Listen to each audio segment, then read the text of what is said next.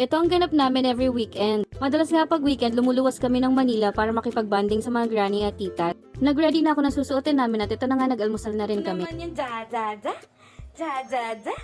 Ja-ja-ja-ja-ja. Ang mga kuya naman pagkatapos mag-ready, nanood muna ng kanilang favorite series.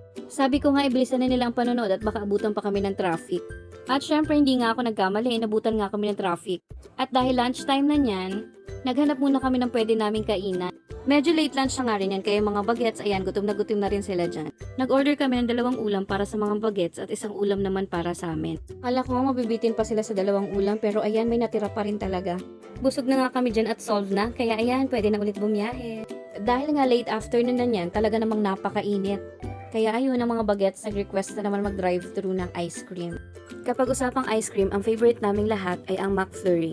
Buti nga at pare-parehas kami ng taste buds ng mga bagets, lahat ng favorite namin gusto rin nila. After ng 3 hours sa biyahe na dapat 1 oras lang, sa wakas nakarating na rin kami. Ang mga bagets na wala na sa paningin namin, nauna na. Excited yarn? Nasa condominium nga pala to, kaya kailangan namin mag-elevator bago marating ang unit nila. Hindi namin sinabi na pupunta kami ngayong araw na to dahil gusto nga namin silang i-surprise.